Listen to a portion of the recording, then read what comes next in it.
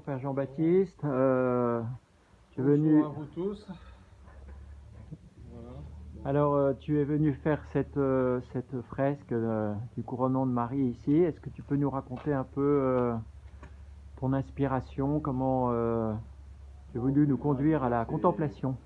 c'est ton inspiration, hein. C'est toi qui as été artisan de la mise en œuvre de ce projet. Donc le projet, il s'est réalisé par cette volonté commune. En fait, c'est quand même ça qui est important de dire aussi, hein, que c'est pas une seule personne qui a pensé, c'est une aspiration, une aspiration de l'esprit, de la volonté de Dieu dans ce sanctuaire. Et comme on l'a évoqué, c'est en lien avec ce passage du M de Marie, enfin, comme ça, malgré tout, dans le contexte dans lequel on a été soumis et des difficultés sociales actuelles, sanitaires, qu'on puisse être relié à une réalité céleste sans s'inquiéter de la réalité terrestre. Donc même si le contexte est très néfaste, très perturbant, il ne faut pas perdre l'attention sur la présence de Dieu, la révélation. Et donc, en ce sens, peu importe si le monde tourne au chaos, il faut rester dans la relation de la révélation avec Dieu. Et finalement, c'est pourquoi il ne faut pas s'arrêter de réaliser, de faire, surtout au témoignage de la foi. D'autant plus que dans des périodes difficiles, il ne faut pas baisser les bras, il faut au contraire même provoquer et faire plus que ce qu'on aurait fait dans une situation plus facile. Plus c'est difficile, plus on doit être témoin de ce qui est précieux en réalité à nos yeux et dans la vie de la foi chrétienne. Et puis aussi se rappeler que les grandes réalisations, en tout cas au service de l'Église, se sont faites dans des moments terribles. Rien que la fondation de l'Église, dans le martyr. Donc quand on fait une œuvre d'Église, il ne faut pas attendre que les choses soient simples. Il faut s'y mettre et se laisser aspirer par l'action au service de la foi. Donc le thème, on l'avait envisagé ensemble. La première session, on est venu avec le groupe pour réfléchir à un projet avec l'ensemble de l'atelier, de la session formation dans laquelle tu participais d'ailleurs. Vous étiez quelques-uns ici, d'être amenés à voir comment ce sanctuaire ici pourrait avoir une présence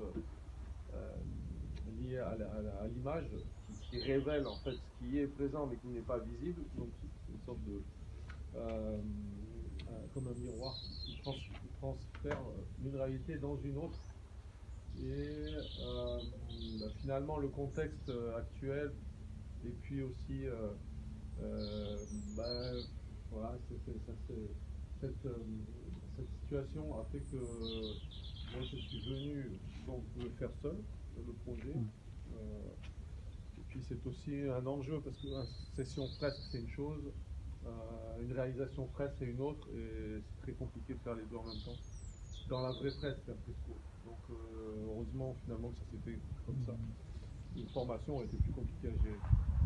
Et donc on a repris la thématique qu'on avait tous envisagée sur la forme, la réflexion qui a eu lieu, c'est la première étape de ce couronnement. Bon, c'est toi qui avais quand même donné les ingrédients de base de cette mise en vie par l'image du sujet. Donc le couronnement de Marie, suite à ce passage, à cette année, à ce lieu qui a reçu donc le M de Marie. Et puis sur cette base-là, ensuite construire donc le projet, la forme angélique, la célébration, la glorification, la présence de l'Église terrestre, céleste, enfin tous ces points autour du couronnement.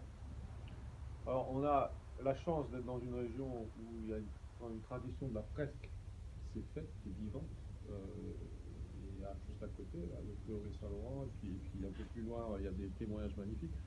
Donc on a quand même eu l'audace de faire la même façon de travail, c'est-à-dire qui est D'une un certaine enjeu. manière, on inscrit les apparitions de Père Voisin dans le temps long de l'Église, et dans le temps et dans le lieu. Ouais. Dans le lieu, donc les chrétiens du Berry, qui depuis des siècles ont contemplé aussi à travers cette expression de foi. Surtout qu'on a quand même découvert que c'est une Vierge couronnée qui est juste à côté. C'est quand même un fait étonnant de voir que bien avant l'apparition et qu'il y ait bon.